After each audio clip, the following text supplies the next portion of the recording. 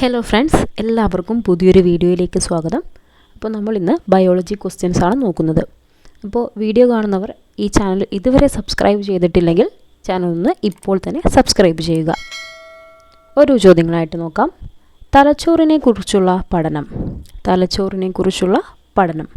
ഉത്തരം ഫ്രിനോളജി. തലയോട്ടിയെക്കുറിച്ചുള്ള പഠനം. തലയോട്ടിയെക്കുറിച്ചുള്ള പഠനം. ഉത്തരം ക്രനിയോളജി. തലയോട്ടിയുടെ കട്ടിയുള്ള ചർമ്മം. തലയോട്ടിയുടെ കട്ടിയുള്ള ചർമ്മമാണ് സ്കാൽപ്പ്. തലച്ചോറിനെ സംരക്ഷിക്കുന്ന അസ്ഥിപേടകം. തലച്ചോറിനെ സംരക്ഷിക്കുന്ന അസ്ഥിപേടകമാണ് കപാലം, ക്രേനിയം എന്നും അറിയപ്പെടുന്നു. കപാലത്തിലെ അസ്ഥികളുടെ എണ്ണം. കപാലത്തിലെ അസ്ഥികളുടെ എണ്ണം 8 ആണ്. മസ്തിഷ്കവും സുഷുമ്നയും ചേർന്ന നാഡീവ്യവസ്ഥ. മസ്തിഷ്കവും സുഷുമ്നയും ചേർന്ന നാഡീവ്യവസ്ഥ എന്താണ്? കേന്ദ്ര നാഡീവ്യവസ്ഥ. എന്താണ് കേന്ദ്ര നാഡീവ്യവസ്ഥ? Central nervous system. നാഡീവ്യവസ്ഥയുടെ കേന്ദ്രം. നാഡീവ്യവസ്ഥയുടെ കേന്ദ്രം എന്താണ്? മസ്തിഷ്കമാണ്. നാഡീവ്യവസ്ഥയുടെ കേന്ദ്രം മസ്തിഷ്കം. നാഡീവ്യവസ്ഥയിൽ ഏറ്റവും കൂടുതൽ ന്യൂറോണുകൾ ഉള്ള ഭാഗം. നാഡീവ്യവസ്ഥയിൽ ഏറ്റവും കൂടുതൽ ന്യൂറോണുകൾ ഉള്ള ഭാഗമാണ് മസ്തിഷ്കം. നാഡീവ്യവസ്ഥയിൽ ഏറ്റവും കൂടുതൽ ന്യൂറോണുകൾ ഉള്ള ഭാഗം മസ്തിഷ്കം. മസ്തിഷ്കത്തിൻ്റെ ഭാരം. മസ്തിഷ്കത്തിൻ്റെ ഭാരം എത്രയാണ്? 1400 ഗ്രാം. മസ്തിഷ്കത്തെ സംരക്ഷിക്കുന്ന ദ്രവം. മസ്തിഷ്കത്തെ സംരക്ഷിക്കുന്ന ദ്രവമാണ് സെറിബ്രോസ്പൈനൽ ദ്രവം. മസ്തിഷ്കത്തെ സംരക്ഷിക്കുന്ന ദ്രവം സെറിബ്രോസ്പൈനൽ ദ്രവം. മസ്തിഷ്ക കലകൾക്ക് ഓക്സിജനും പോഷകവും നൽകുന്നതും മസ്തിഷ്കത്തിനുള്ളിലെ മർദ്ദം ക്രമീകരിക്കുകയും ചെയ്യുന്ന ദ്രവം ഏതാണ്? സെറിബ്രോസ്പൈനൽ ദ്രവം. സെറിബ്രോസ്പൈനൽ ദ്രവം. തലച്ചോറ്, സുഷുമ്ന എന്നിവയെ പൊതിഞ്ഞു കാണുന്ന സ്ഥലം. തലച്ചോറ്, സുഷുമ്ന എന്നിവയെ പൊതിഞ്ഞു കാണുന്ന സ്ഥലമാണ് മെനിഞ്ചസ്. എന്താണ്? മെനിഞ്ചസ്. മെനിഞ്ചസിൻ്റെ ബാഹ്യസ്ഥലം.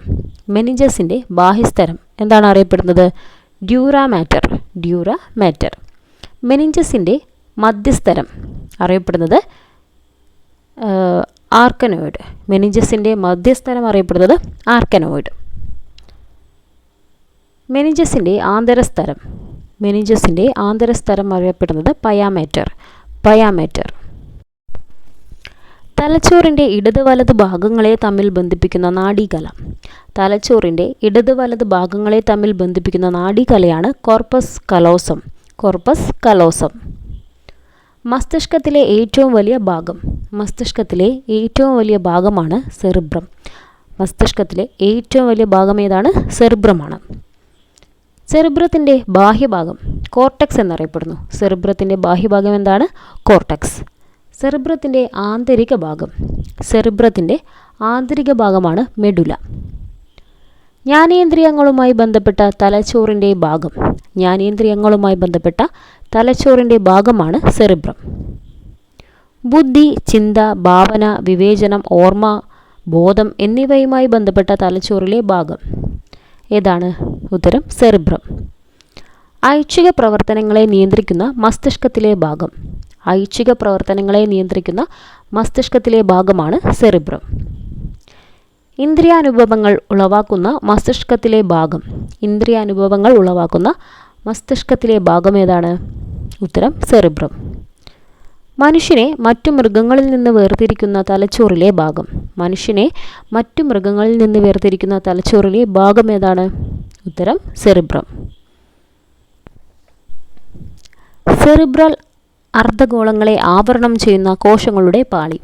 സെറിബ്രൽ അർദ്ധഗോളങ്ങളെ ആവരണം ചെയ്യുന്ന കോശങ്ങളുടെ പാളിയാണ് സെറിബ്രൽ കോർട്ടക്സ്. Cerebral cortex. മുൻ മസ്തിഷ്കത്തിൻ്റെ അടിഭാഗത്തായി സ്ഥിതി ചെയ്യുന്ന സബ് കോർട്ടിക്കൽ ന്യൂക്ലിയസുകളുടെയും അനുബന്ധ ഘടനകളുടെയും ഒരു കൂട്ടമാണ് ബേസൽ ഗാംഗ്ലിയ. Basal ganglia. സംസാരശേഷിയുമായി ബന്ധപ്പെട്ട സെറിബ്രത്തിലെ ഭാഗം. സംസാരശേഷിയുമായി ബന്ധപ്പെട്ട സെറിബ്രത്തിലെ ഭാഗമാണ് ബ്രോക്കസ് ഏരിയ. ഉത്തരം ബ്രോക്കസ് ഏരിയ. ലിറ്റിൽ ബ്രെയിൻ എന്നറിയപ്പെടുന്ന തലച്ചോറിലെ ഭാഗം. ലിറ്റിൽ ബ്രെയിൻ എന്നറിയപ്പെടുന്ന തലച്ചോറിലെ ഭാഗമാണ് ഉത്തരം സെറിബെല്ലം. ശരീര തുലനാവസ്ഥ നിലനിർത്തുന്ന തലച്ചോറിലെ ഭാഗം. ശരീര തുലനാവസ്ഥ നിലനിർത്തുന്ന തലച്ചോറിലെ ഭാഗമാണ് സെറിബെല്ലം. ഉത്തരം സെറിബെല്ലം. പേശി പ്രവർത്തനങ്ങളെ ഏകോപിപ്പിക്കുന്ന തലച്ചോറിലെ ഭാഗം. ഉത്തരം സെറിബെല്ലം.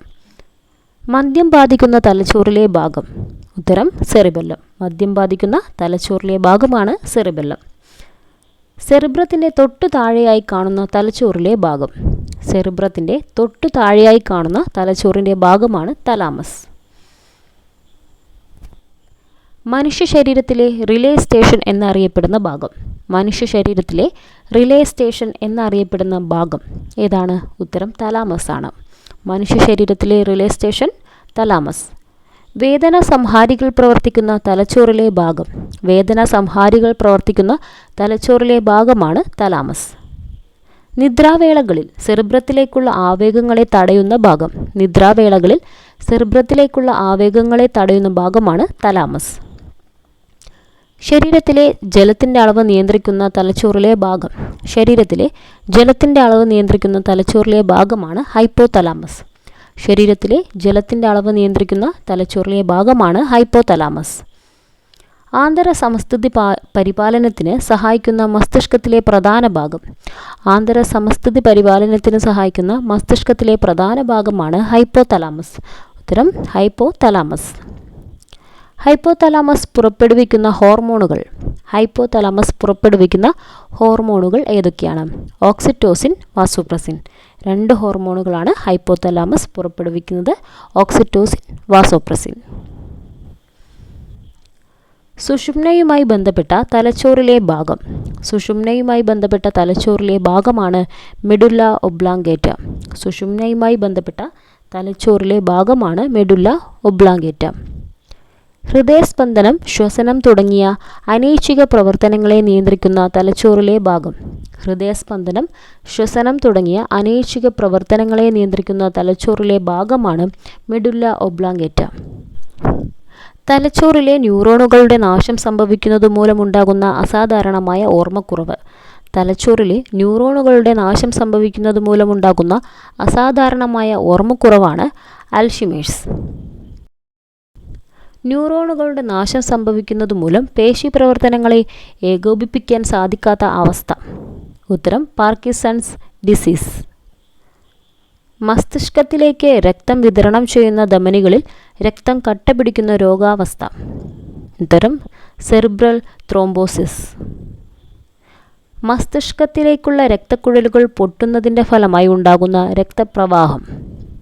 ഉത്തരം സെറിബ്രൽ ഹെമറേജ്. മസ്തിഷ്കത്തിലെ സ്തരപാളിയായ മെനിഞ്ചസിനുണ്ടാകുന്ന അണുബാധ. മസ്തിഷ്കത്തിലെ സ്തരപാളിയായ മെനിഞ്ചസിനുണ്ടാകുന്ന അണുബാധ. ഉത്തരം മെനിഞ്ചൈറ്റിസ്. അക്ഷരങ്ങളെ തിരിച്ചറിയാൻ സാധിക്കാത്ത രോഗാവസ്ഥ. അക്ഷരങ്ങളെ തിരിച്ചറിയാൻ സാധിക്കാത്ത രോഗാവസ്ഥയാണ് ഡിസ്ലെക്സിയ. ഉത്തരം ഡിസ്ലെക്സിയ. മുഖങ്ങളെ തിരിച്ചറിയാൻ സാധിക്കാത്ത അവസ്ഥ. മുഖങ്ങളെ തിരിച്ചറിയാൻ സാധിക്കാത്ത രോഗാവസ്ഥ. ഉത്തരം പ്രോസാപഗന്യോസ അല്ലെങ്കിൽ ഫേസ് ബ്ലൈൻഡ്നെസ്. ശരീരത്തിന് മൊത്തമായോ ഭാഗികമായോ ചലനശേഷി നഷ്ടപ്പെടുന്ന അവസ്ഥ. ശരീരത്തിന് മൊത്തമായോ ഭാഗികമായോ ചലനശേഷി നഷ്ടപ്പെടുന്ന അവസ്ഥ. ഉത്തരം പാരാലിസിസ് അല്ലെങ്കിൽ തളർവാദം. പരിചയമുള്ള വസ്തുക്കളുടെ പേര് കേൾക്കുമ്പോൾ അതിൻ്റെ ചിത്രം മനസ്സിൽ വരുന്നത് മസ്തിഷ്കത്തിലെ ഏതു ഭാഗത്തിൻ്റെ സഹായത്താലാണ്? പരിചയമുള്ള വസ്തുക്കളുടെ പേര് കേൾക്കുമ്പോൾ അതിൻ്റെ ചിത്രം മനസ്സിൽ വരുന്നത് മസ്തിഷ്കത്തിലെ ഏതു ഭാഗത്തിൻ്റെ സഹായത്താലാണ്? ഉത്തരം വെർണക്സ് ഏരിയ. വെർണക്സ് ഏരിയ. വെർണക്സ് ഏരിയ ആദ്യമായി വിവരിച്ച വ്യക്തി. വെർണക്സ് ഏരിയ ആദ്യമായി വിവരിച്ച വ്യക്തി ആരാണ്? കാൾ വെർണക്. കാൾ വെർണക് ജർമ്മൻ ന്യൂറോളജിസ്റ്റാണ് ഇദ്ദേഹം. ഇന്നത്തെ ക്ലാസ് എല്ലാവർക്കും യൂസ്ഫുള്ളായി എന്ന് കരുതുന്നു. ഈ ഒരു ചാനൽ നിങ്ങൾ ആദ്യമായിട്ടാണ് കാണുന്നതെങ്കിൽ ചാനൽ ഇപ്പോൾ തന്നെ സബ്സ്ക്രൈബ് ചെയ്യൂ. നിങ്ങൾക്ക് യൂസ്ഫുൾ ആയിട്ടുള്ള വീഡിയോസ് തീർച്ചയായിട്ടും ലഭിക്കും. Thank you for watching.